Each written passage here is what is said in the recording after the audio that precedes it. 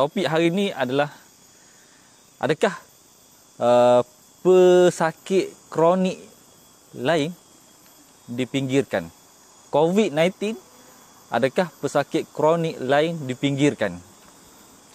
Okey, share dulu supaya ramai orang di luar sana, mak, ayah, datuk, nenek, adik, kakak yang berada di luar dapat info yang akan saya kongsikan hari ini. InsyaAllah share buat watch party, sebab ini penting. Ini penting kerana di musim COVID-19 ini kita seolah-olah terlupa akan penyakit kronik yang lain. Please share buat watch party supaya lebih ramai saudara kita, mak ayah kita khususnya dapat info dan manfaat yang akan saya kongsikan sebentar saja lagi. InsyaAllah tuan-tuan, share supaya kita buat perkongsian. Benda ni tak rugi pun, tak rugi. Dan saya percaya anda semua sekarang ni berada di rumah, tak ada buat apa, tengok TV pun, siaran yang sama. Baik, tengok saya, jarang-jarang muncul. Okey, Abang Hanafi Dawan, amba tak boleh tengok lama boh. Tak apa. Share dulu. Lepas ni tengok semula. Akan ada tengok yang live record tak apa. InsyaAllah saya ingin kongsikan pada hari ini tentang pengurusan penyakit kronik. Hari ini sibuk satu dunia, satu Malaysia memikirkan, bercakap tentang COVID-19. Tapi jangan lupa, kerana masih ada juga orang-orang di luar sana yang majoritinya, hampir keseluruhannya ada masalah penyakit kencing manis, darah tinggi, dan kita seakan-akan terlupa dengan mereka ini. Okey, teruskan share, like and share supaya lebih ramai dapat info dan maklumat yang ingin saya kongsikan dengan anda semua. Okey, teruskan like and share. Yo kona klik. Orang pecah laut orang Tanah Merah. Tanah Merah sekarang setakat semalam ada 4 new case. Dan di Machang, di Kelantan ini satu-satu daerah yang masih lagi bertahan hijau, tidak ada lagi kes COVID-19 ini adalah Machang sahaja. Machang tuan-tuan. Alhamdulillah. InsyaAllah orang-orang Machang stay home, stay safe. Stay at home, stay safe. Jangan anda menjadi orang yang pertama. Pecah rekod. Kalau anda jadi orang pertama yang didiagnose positif, anda juara. Kita tidak mahu. Jadi orang Machang, teruskan bertahan di rumah. Alu gajah, jingga dah alu. Macam mana ni Hafiz, Cik Roslam. Orang alu gajah, bertahan. Stay at where you are, stay at home. Tak payah nak merayau keluar, tak payah nak ke mana-mana. Duduk je di rumah. Tengok live saya. Okey, share, please share. Petang ni pukul 5 petang setiap hari ada live, ada pengumuman daripada DG, Director General Kementerian Kesihatan, Datuk Dr. Nur Hisham. So kita sama-sama nantikan apa keputusan hari ini. Kalau semalam 212 new case, hari ini berapa ratus hari ini? Hari ini berapa hari ini?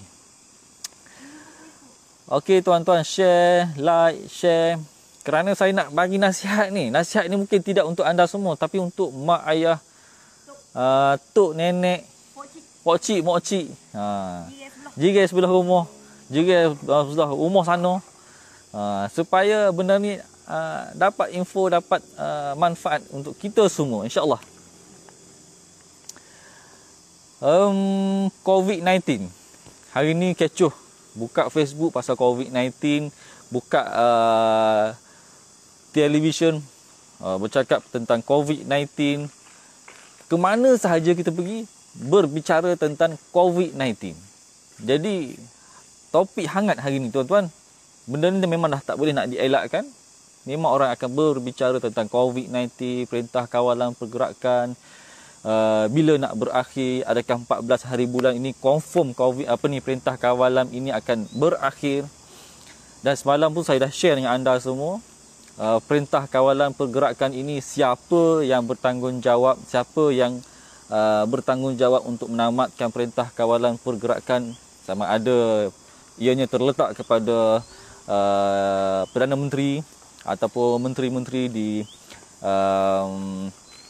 yang menjadi anggota kepada Majlis Keselamatan Negara, ataupun ianya terletak di bahu kita, rakyat Malaysia. Semalam saya dah share dengan anda semua, dan di post-post video-video yang lalu pun saya ada bagi tahu tentang bagaimana kaedah dan cara untuk kita mencegah diri kita, keluarga kita daripada dijangkiti oleh COVID-19. Semua orang takut, semua orang bimbang. Andai kata ada di kalangan ahli keluarga yang tinggal serumah dengan kita dijangkiti oleh COVID-19, maka secara automatik ahli keluarga tersebut akan dikuarantin, akan dibuat pemeriksaan, dan of course mereka akan terpisah untuk sementara waktu. Dan saya doakan ianya tidak berlaku kepada diri kita dan diri anda semua, insya-Allah. Jadi orang Macang, khususnya orang Macang, orang Kelantan, stay safe, dan seluruh rakyat Malaysia yang menonton, yang bersama dengan saya pada pagi ini, please stay safe, stay at home, stay at where you are. Stay at where you are. Yang tengah live dengan saya ni insya-Allah ada Ustaz Latif, Ustaz Abdul Latif ni, orang Macang ni. Apa khabar? Harapnya sihat, harapnya berada di rumah, stay at home. Kerana kita tak nak dijangkiti. Jangan kita jadikan kita orang pertama dijangkiti di Macang. Nauzubillah. Jadi orang Macang, orang Kelantan khususnya, stay at home, stay at where you are. Okey, okey. Teruskan like, teruskan share tuan-tuan. InsyaAllah ada manfaat untuk kita kongsikan dengan anda semua. Okey, kerana topik hari ini adalah berkenaan dengan COVID-19. Adakah penyakit ataupun pesakit kronik yang lain, umpama diabetik, hypertension, sakit jantung, adakah mereka ini dipinggirkan? Itu topik kita hari ini. Okey, kerana kita masyarakat seolah-olah terlupa tentang pesakit ataupun penyakit lain yang sememangnya sentiasa menjadi sebahagian daripada kehidupan kita, rakyat Malaysia, orang Kelantan khususnya. Jangan kita lupa, kita fokus kepada COVID-19 sehingga kita terlupa penyakit ataupun pesakit-pesakit diabetes, hypertension dan sebagainya. Kerana mereka inilah yang sememangnya menjadi sebahagian besar daripada masyarakat kita pada hari ini. Dan kita dah menyaksikan berapa ramai masyarakat di luar sana yang menghidap kencing manis, darah tinggi dan sebagainya. Okey, Ustaz Latif, insya-Allah, nauzubillah, selamat berlaku pok kita. Kami doakan tim Barisan Hadapan sihat wal afiat. Insya-Allah, saya pun doakan untuk anda semua sentiasa berada dalam keadaan sihat, sejahtera, insya-Allah. Dan bagi saya, definisi frontliner ini bukan sahaja terletak di bahu kami, di kesihatan ataupun di bahu PDRM, ATM dan sebagainya, tapi frontliner ini juga terletak di bahu-bahu anda, ketua keluarga. Ya, anda ketua keluarga. Mungkin anda seorang ayah, mungkin anda seorang suami, dan mungkin juga anda ini seorang yang menjadi pemimpin kepada masyarakat di kampung-kampung anda. Dan jika itu, maka anda juga adalah frontliner kepada keluarga anda, kepada orang di bawah jagaan anda. Jadi, definisi frontliner ini sebenarnya bukan semata-mata terletak di bahu kami di kesihatan, PDRM, ATM dan sebagainya, tapi anda semua, rakyat Malaysia seluruhnya, anda juga adalah frontliner kepada diri anda, keluarga anda, kepada masyarakat di kampung, di komuniti anda. Jadi mainkan peranan anda untuk anda memastikan diri anda dan semua orang di bawah jagaan anda terhindar daripada dijangkiti oleh COVID-19. Kerana COVID-19 ini dia tidak kenal siapa, dia tidak kira siapa. Orang kaya ke, orang miskin ke, orang di bandar ke, orang di kampung ke, Perdana Menteri sekalipun maupun yang di Pertuan Agong sekalipun, dia boleh menyerang. Dan terbaru kita lihat, kita dengar berita Putera Charles pun dijangkiti oleh COVID-19. Maknanya COVID-19 ini boleh menyerang sesiapa sahaja. Andai kita masih lagi tidak mengambil langkah-langkah yang sewajarnya, yang harus dimainkan oleh setiap individu, khususnya kita rakyat Malaysia.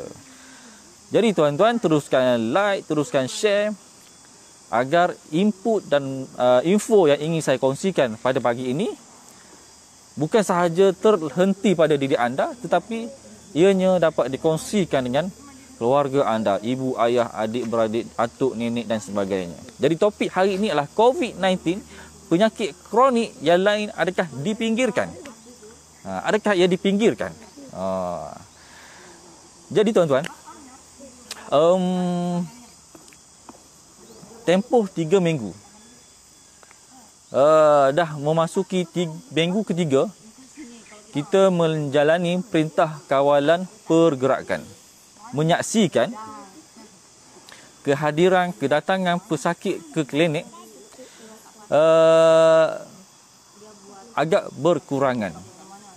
Saya percaya mungkin juga mereka berasa takut, mereka berasa bimbang untuk datang ke klinik, untuk datang mendapatkan rawatan-rawatan kerana bimbang takut dijangkiti, bimbang bagaimana nak melepasi sekatan jalan raya.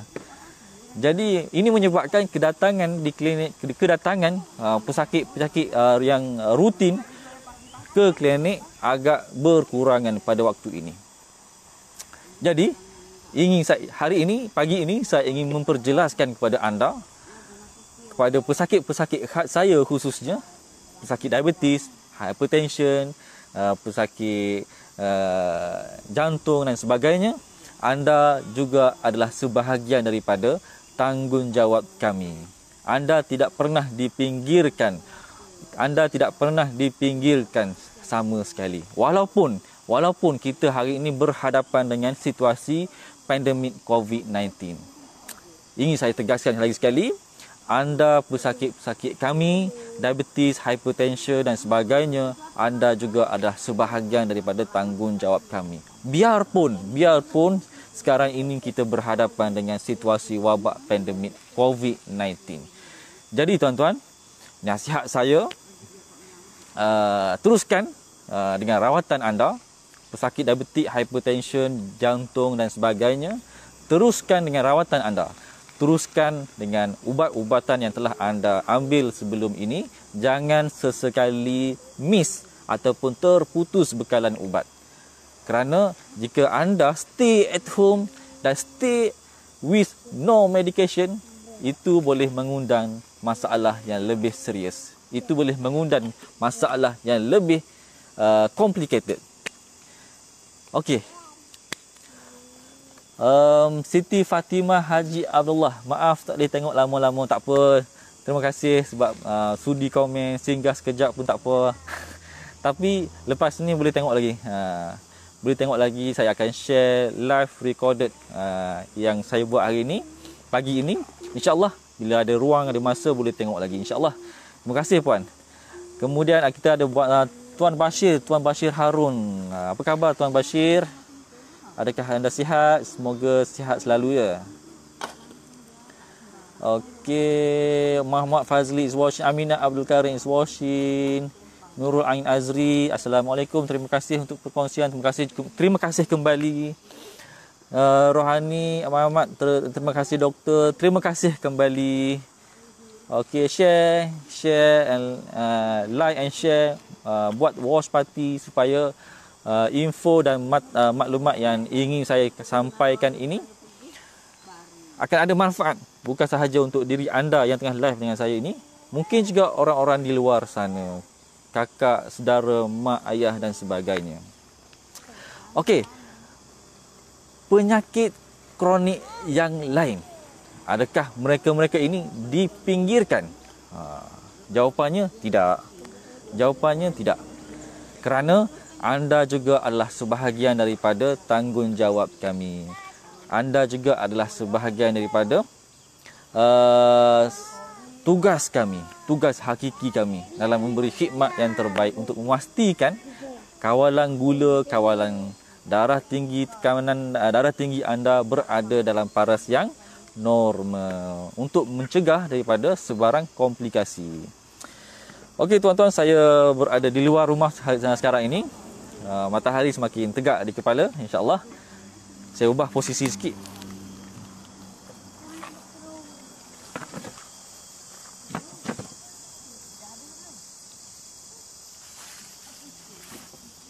Alright. Okey tuan-tuan, beginilah keadaannya bila perintah kawalan pergerakan daripada duduk termenung tengok handset,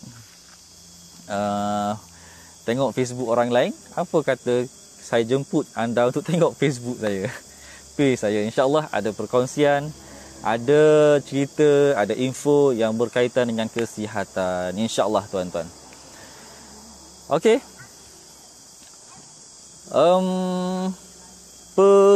Penyakit kronik. Mungkin juga orang tertanya-tanya, penyakit kronik itu apa? Kalau mereka yang dah biasa datang ke klinik, yang mungkin dah biasa bawa ayah ibu datang ke klinik, mungkin anda sudah dapat info. Kalau anda yang tengah live dengan saya pada pagi ini, boleh tak saya tahu anda ini aware ataupun tidak apa itu penyakit kronik?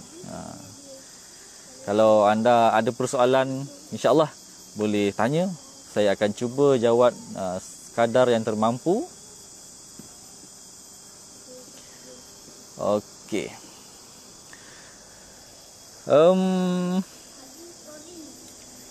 Kalau hari ini 4 April 2020 dan kita berada di hari yang keempat, perintah kawalan pergerakan fasa kedua.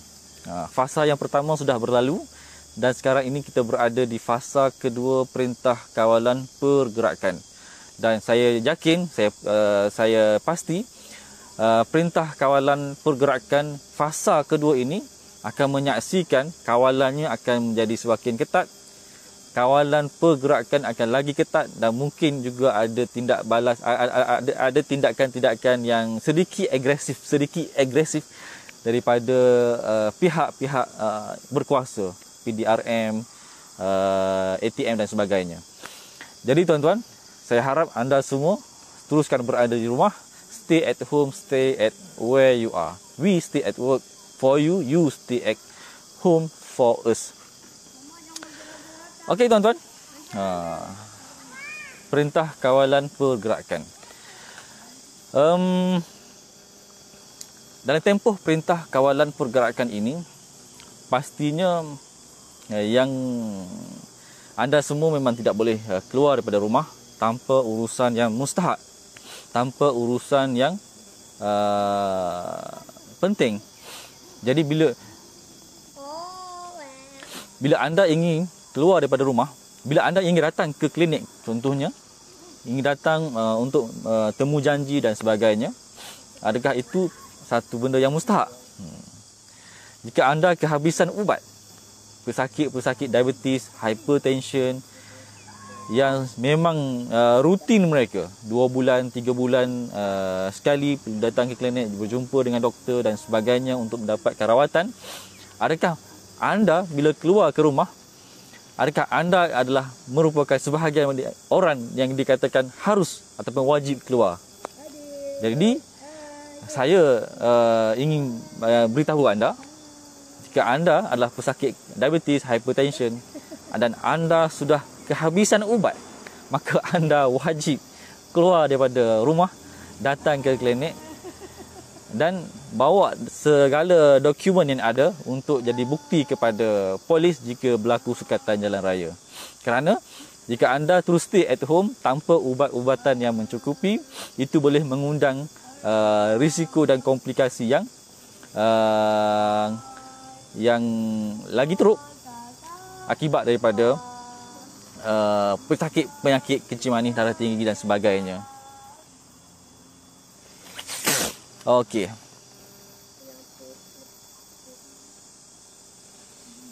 Alright.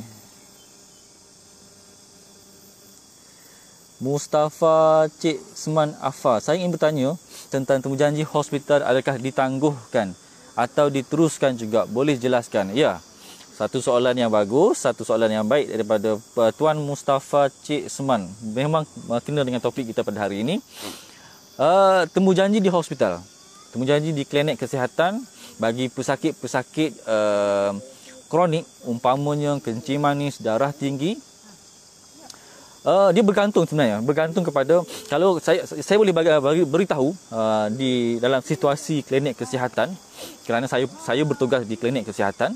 Bagi klinik kesihatan khususnya di Kelantan, ini temujanji dan untuk pesakit-pesakit kronik, diabetik, hypertension dan sebagainya, ianya tidak dibatalkan. Sekiranya anda kehabisan stok, anda kehabisan ubat-ubatan untuk pesakit diabetik, hypertension dan sebagainya, anda boleh datang ke klinik. Anda boleh datang ke klinik di mana tempat rawatan anda untuk dapatkan bekalan ubat. Anda boleh datang. Tetapi jika ubat anda masih lagi mencukupi untuk tempoh mungkin sebulan ataupun 2 bulan, tapi dalam masa yang sama tarikh temujanji anda sudah hampir, anda boleh telefon ke klinik kesihatan tersebut ataupun hospital untuk reschedule balik, untuk dapatkan temujanji baru. Dan itu bergantung kepada hospital ataupun klinik kesihatan di mana anda berada. Jika di klinik kesihatan di Kelantan ini, anda boleh menelefon kami dan kita akan bagi tarikh temujanji yang baru. Mungkin bulan 5, bulan 6, mungkin selepas kita anggarkan, mungkin kita jangkakan selepas wabak ini berakhir. Mungkin kita akan masukkan berikan tarikh temujanji yang baru. Tetapi jika ubat anda sudah kehabisan stok, jika ubat anda, ubat kencing manis, darah tinggi anda, jantung anda sudah kehabisan stok, anda jangan duduk diam sahaja di rumah tanpa bertindak. Yang inilah kategori orang yang mustahak, yang penting untuk keluar daripada rumah anda untuk datang ke klinik. Kita akan berikan bekalan ubat yang secukupnya untuk tempoh yang akan datang. Jadi pesan saya kepada mereka-mereka di luar sana yang pengidap kencing manis, darah tinggi, yang sememangnya hari-hari perlu makan ubat, anda jangan biarkan anda kehabisan stok ubat untuk tempoh yang lama. Ni PKP 3 minggu, anda gunakan alasan PKP tidak boleh keluar dari rumah, maka anda sudah terputus bekalan ubat, maka anda biarkan diri anda tak makan ubat untuk tempoh 3 minggu, 1 bulan. Itu sebenarnya boleh mengundang masalah yang lebih teruk bagi diri anda. Jadi okey, saya harap jawapan saya menjawab kepada Tuan Mustafa tadi, Mustafa Cik Seman Afar. Semoga ia menjawab ya tuan. Ini Umi Yati, salam doktor. Sejak PKP ini jari saya macam terkena kejutan elektrik. Adakah itu simptom diabetes? Jari umpama terkena kejutan elektrik, adakah itu simptom penyakit kencing manis ataupun diabetes. Ke kuat mindset jari ni? Jawapan saya, dia sebenarnya bila jari kita kebas, rasa macam kejutan elektrik, sebenarnya dia banyak sebab, dia banyak punca sebenarnya. Boleh jadi sebahagian, boleh jadi juga ianya adalah tanda-tanda penyakit kencing manis, ataupun jika tidak kencing manis, boleh jadi juga akibat daripada masalah-masalah saraf, contohnya kapal tanah sindrom ataupun penyakit saraf yang lain. Yang tu kena dapatkan rawatan ataupun siasatan lanjut lah di hospital ataupun di klinik-klinik kesihatan. Tetapi yang selalu kita hadapi bagi mereka yang penyakit ataupun pesakit kencing manis ini, biasanya bila dia mengalami kebas, dia selalunya orang kencing manis ini kebas dia lain daripada yang biasa. Lain daripada kebas orang yang bukan kencing manis. Biasanya pesakit kencing manis ini dia kebas dia mungkin di bahagian tangan.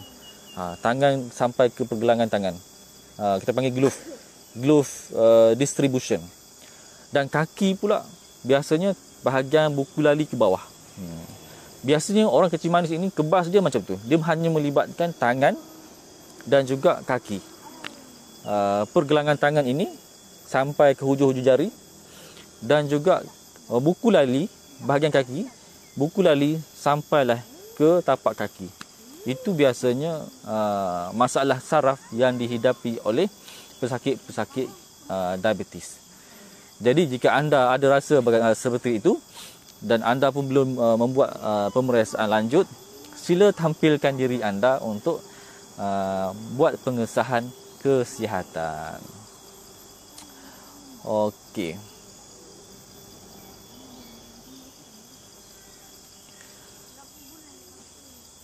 Okey. Dalam dunia perubatan, majoriti apa yang kita boleh lihat pada hari ini, kita boleh bahagikan penyakit ini kepada dua, iaitu penyakit kronik dan juga penyakit akut. Penyakit kronik adalah satu jenis penyakit yang sebagai contohnya diabetes, hypertension, penyakit jantung, penyakit buah pinggang. Itu adalah contoh-contoh penyakit kronik. Dan penyakit kronik inilah yang sebenarnya yang dihadapi, yang dialami oleh majoriti masyarakat negara kita khususnya, dan mereka kadang-kadang tidak sedar yang diri mereka itu sedang mengidap penyakit-penyakit kronik ini. Kerana pada peringkat awalnya penyakit kronik ini kadang-kadang ia tidak mempunyai tanda-tanda. Kadang-kadang penyakit kronik ini ia tidak mempunyai tanda-tanda. Contohnya diabetes, hypertension. Kadang-kadang pada peringkat awal memang tidak ada tanda-tanda. Sebab itulah ramai orang di luar sana, disebabkan mereka rasa diri mereka sihat, mereka tidak mempunyai sebaran tanda-tanda dan mereka membiarkan diri mereka ini dalam keadaan sebegitu untuk bertahun lamanya. Sedangkan dalam keluarga mereka, mak, ayah, atuk, nenek, mereka ini memang dah terkenal. Barangkali ayah mempunyai penyakit kencing manis, atuk pula keturunan belah ayah dia ni ada penyakit jantung, darah tinggi, belah mak ni pula ada masalah buah pinggang, darah tinggi dan umpamanya. Jadi kita, generasi anak-anak cucu ini, mereka ini sebenarnya adalah golongan yang berisiko. Biarpun pada peringkat awalnya tidak ada tanda-tanda, biarpun pada peringkat awalnya mereka mengatakan diri mereka sihat. Jadi mereka inilah yang seharusnya tampil untuk membuat saringan, kesihatan. Tetapi untuk dalam masa tempoh Perintah Kawalan Pergerakan ini, kami di kesihatan telah diarahkan untuk saringan biasa, saringan-saringan kesihatan biasa, contohnya untuk cek kencing manis, darah tinggi. Bagi mereka-mereka yang berisiko ini, kami diarahkan untuk stop dahulu. Untuk stop dahulu dalam tempoh PKP ini, kerana kita untuk memberi ruang kepada pesakit-pesakit yang kita syaki ada jangkitan COVID-19 ini untuk datang dan tampil untuk buat pemeriksaan. Kerana kita tak mahu ini boleh menjangkiti mereka-mereka yang tidak yang hadir ke klinik. Jadi untuk tempoh perintah kawalan pergerakan ini sahaja, musim ini, untuk saringan faktor risiko tadi, untuk saringan kencing manis, darah tinggi itu, kita hold sebentar. Untuk kita hold sebentar, kerana kita ingin beri ruang laluan kepada penyakit-penyakit yang kita katakan COVID-19 ini. Kerana kita nak elak daripada jangkitan yang tidak sepatutnya. Namun bagi mereka-mereka yang telah disahkan kencing manis, darah tinggi yang dah memang rutin bulanan mereka untuk hadir mengambil ubat, anda boleh terus hadir. Anda boleh terus hadir ke klinik, ke hospital untuk dapatkan bekalan ubat anda. Dan untuk musim ini, proses temujanji itu bila anda hadir ke klinik, prosesnya kita ringkaskan. Kerana anda hanya datang daftar dan kita terus bagi slip ubat dan anda terus boleh ambil ubat anda di farmasi. Tidak perlu tunggu giliran yang lama untuk jumpa doktor. Kerana kita cuba hadkan, kita cuba minimumkan masa anda berada di klinik. Dan temujanji seterusnya kita akan berikan dan anda akan ikut temujanji yang akan datang. Jadi begitulah situasinya pada waktu ini untuk kita sepanjang tempoh perintah kawalan pergerakan ini. Jadi nasihat saya lagi sekali bagi mereka-mereka pesakit-pesakit kencing manis, darah tinggi, mak ayah, makcik-makcik yang berada di luar sana, jangan ingat perintah kawalan pergerakan ini adalah satu tiket untuk anda stop sekejap daripada makan ubat darah tinggi, kencing manis dan sebagainya. Tak boleh. Tak ada, no excuse. No excuse. Bagi mereka pengidap kencing manis, no excuse walaupun sehari untuk anda stop seketika daripada mengambil ubat-ubat anda. Jadi jika bekalan ubat anda habis, anda boleh datang ke klinik. Bawa buku temujanji anda ataupun apa-apa dokumen yang membuktikan anda datang ke klinik untuk anda melepasi sekatan jalan raya jika ada. Dan masa menunggu di klinik pada waktu ini, pada musim ini, kita akan cuba minimizekan. Datang klinik, daftar, terus kita bagi ubat, slip ubat. Anda tidak perlu tunggu lama, sejam, 2 jam sebagaimana hari-hari biasa. Okey, saya harap itu ada sedikit pencerahan manfaat yang boleh dikongsikan dengan anda semua. Makin ramai yang tengah live dengan saya. Pala Niapan, sahabat saya, apa khabar? Ni yang Ijah ni, Harijah Saleh, apa khabar orang Sungai Besar? Apa khabar orang Sungai Besar? Okey, ramai yang tengah live dengan saya ni. Jika anda ada soalan, ada kekeliruan, insya-Allah boleh kemukakan type. InsyaAllah saya cuba jawab setakat yang saya boleh, insyaAllah. Alright.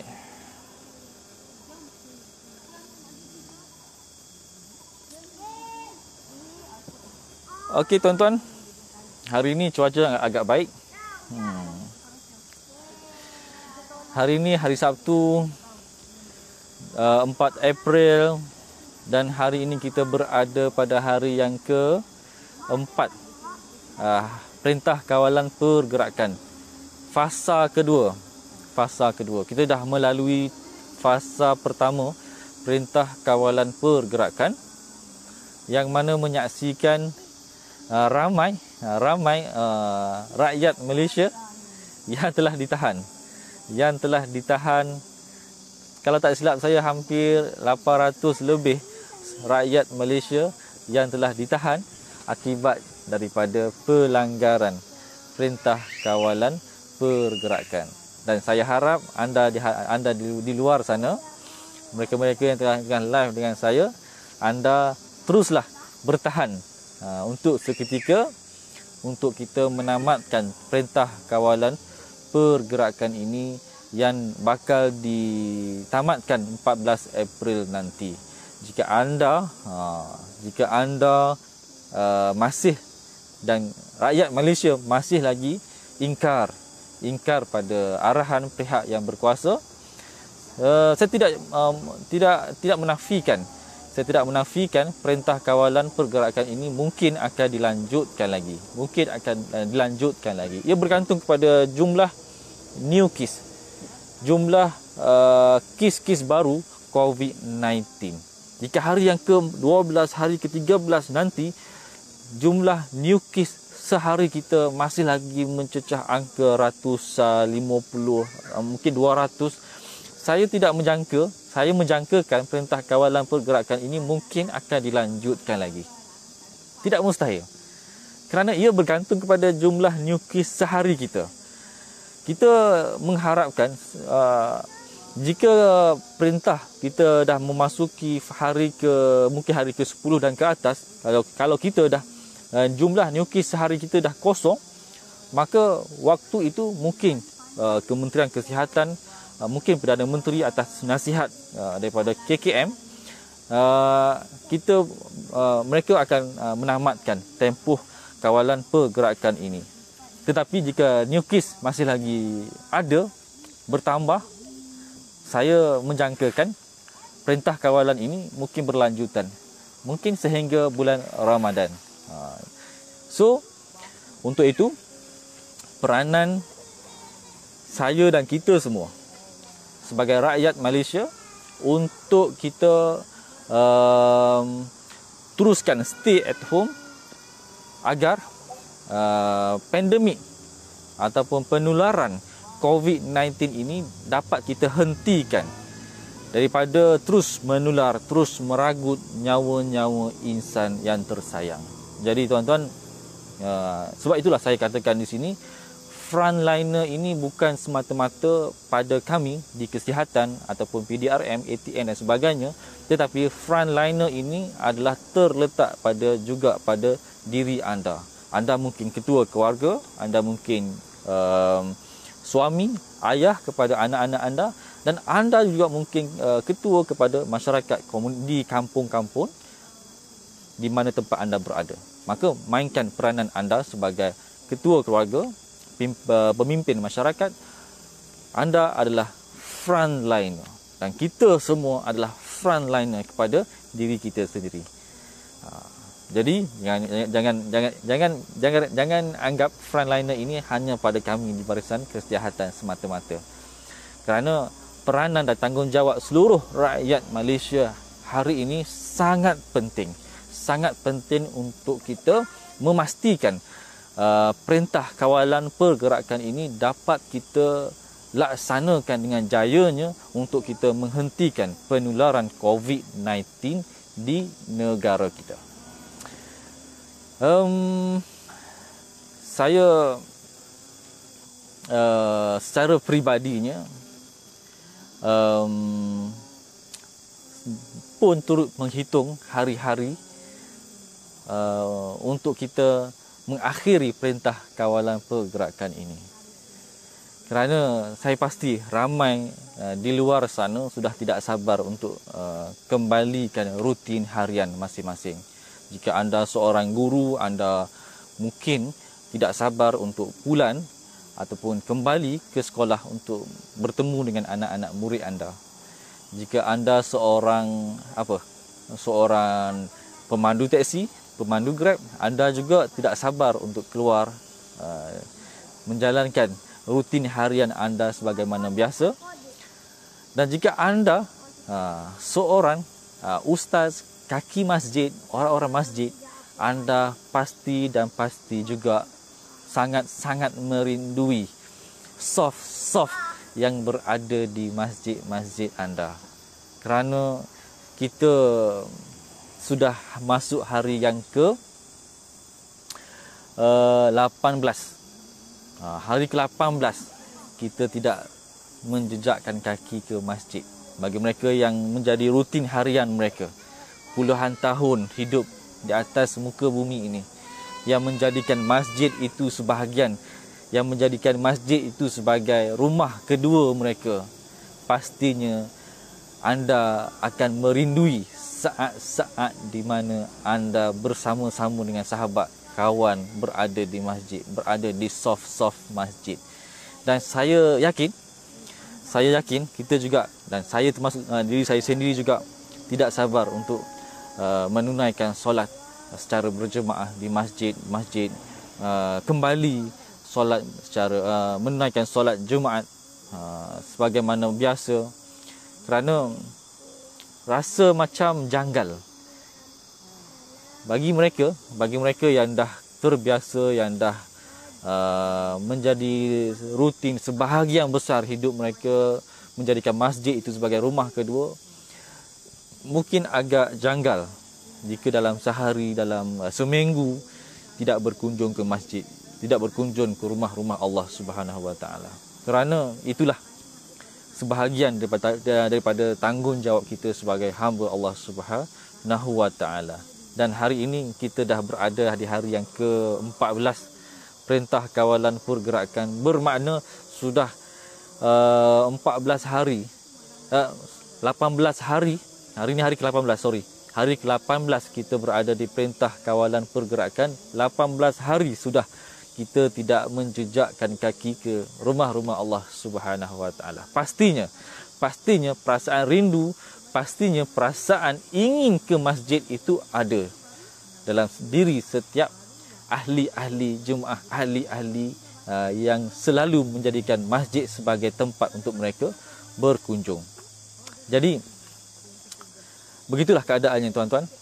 Begitulah keadaan yang terpaksa kita hadapi pada hari ini, yang terpaksa kita tempuhi hari ini. Kita menghadapi situasi yang sukar. Seluruh rakyat Malaysia berada dalam situasi yang sukar di saat-saat di mana kita disekat pergerakan kita. Sehinggakan mereka-mereka yang curi-curi pergi ke masjid untuk menunaikan solat secara berjemaah pun dianggap sebagai satu kesalahan, dianggap sebagai satu kesilapan pada waktu ini. Bunyinya agak pelik. Jika dahulu kita mengharapkan, kita selalu mengajak sahabat kita, saudara kita, anak-anak kita supaya kita datanglah ke masjid, datanglah untuk solat secara berjemaah. Kerana di sananya dijanjikan oleh Allah Subhanahu Wa Taala dengan pahala yang limpahan pahala yang berganda bagi mereka-mereka yang menunaikan solat secara berjemaah. Jika dahulunya kita selalu mendengar ustaz-ustaz mengajar di masjid, tetapi pada hari ini di musim Perintah Kawalan Pergerakan ini, bagi mereka-mereka yang berkunjung ke masjid untuk menunaikan solat berjemaah, umpama melakukan satu dosa, umpama melakukan satu kesilapan besar dalam kita menjalankan Perintah Kawalan Pergerakan ini. Untuk itu tuan-tuan, untuk itu sama-sama kita berdoa kepada Allah Subhanahu Wa Taala, sama-sama kita mainkan tanggungjawab kita agar Perintah Kawalan Pergerakan ini dapat kita tamatkan dalam tempoh yang telah ditetapkan. InsyaAllah tuan-tuan. Saya pasti kita semua akan kembali, insyaAllah akan kembalikan rutin kehidupan kita sebagaimana biasa. InsyaAllah. Okey.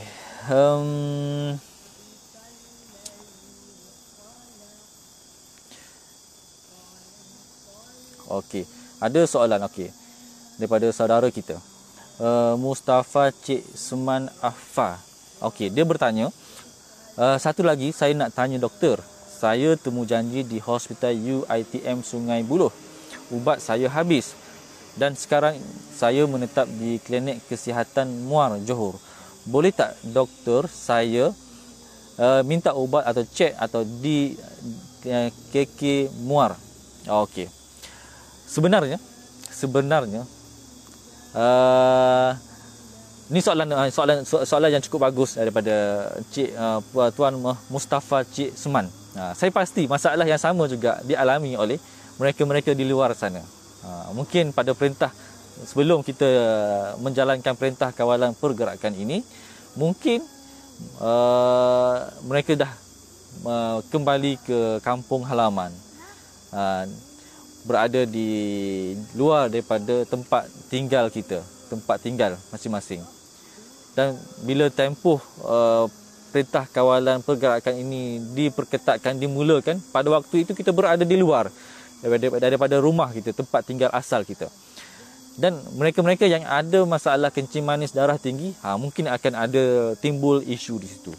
Saya dapat rawatan di hospital, di klinik yang lain, tiba-tiba berada di tempat lain. Dalam masa yang sama ubat sudah kehabisan stok.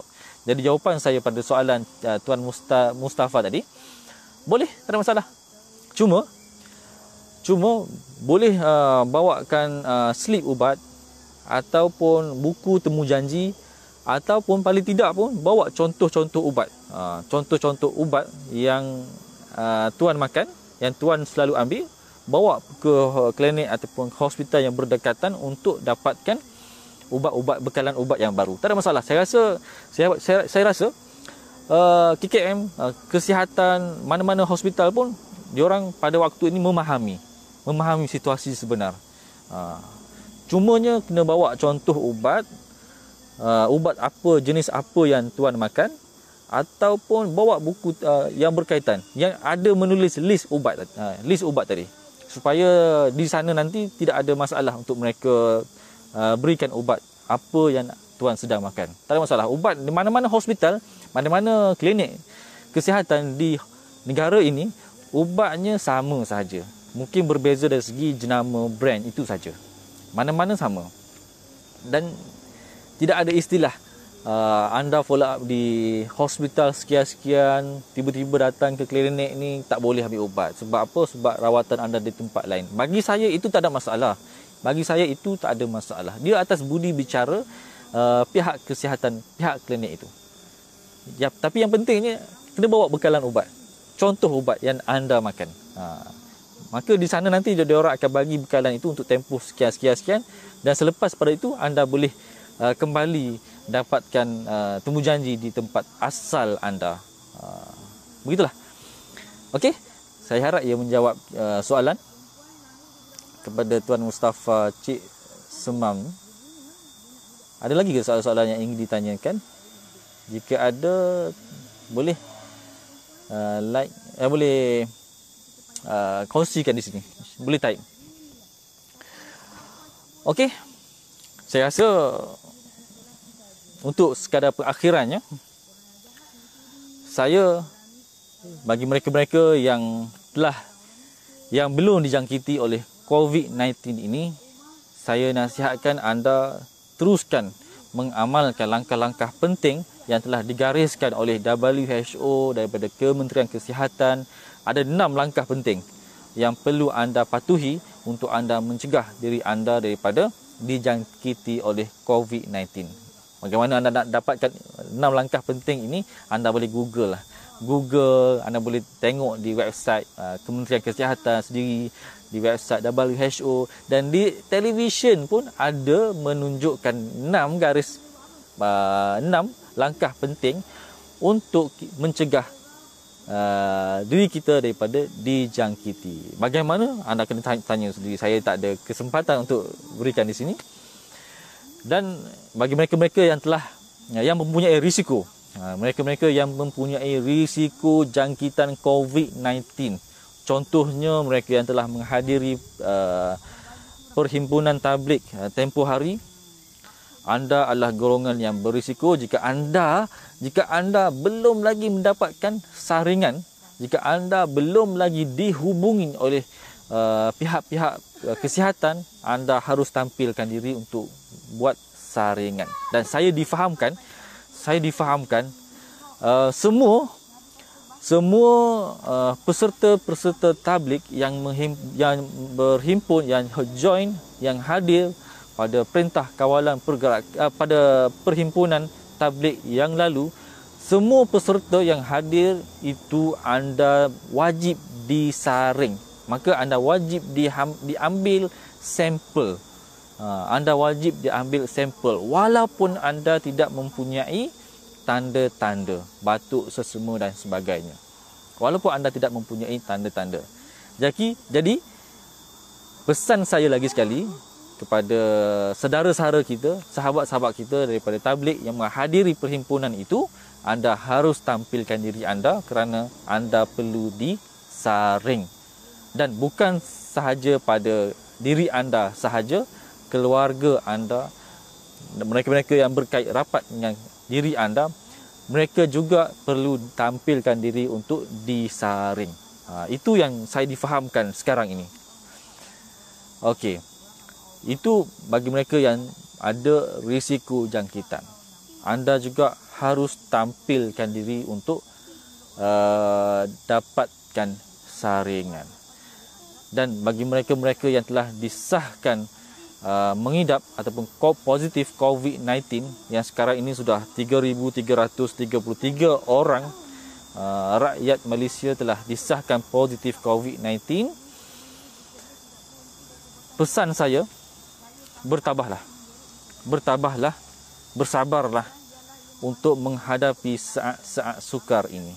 Kerana inilah satu ujian untuk diri kita, diri anda, untuk kita hadapi ini. Dan bagi mereka yang sudah kehilangan ahli keluarga, 53 orang, semalam 53 orang jumlah kematian akibat daripada COVID-19 ini. Bagi mereka-mereka ahli keluarga kepada 53 almarhum, almarhumah yang telah dijemput oleh Allah Subhanahu Wa Taala ini, saya doakan agar ruh mereka yang telah pergi menghadap ilahi itu dirahmati oleh Allah Subhanahu Wa Taala, ditempatkan di kalangan mereka-mereka yang beriman dan bertakwa kepada Allah Subhanahu Wa Taala. Bersabarlah untuk menghadapi saat-saat sukar ini, kerana itulah lumrah kehidupan kita, lumrah kehidupan kita di atas muka bumi ini yang tidak lekang, yang sering diuji oleh Allah Subhanahu Wa Taala.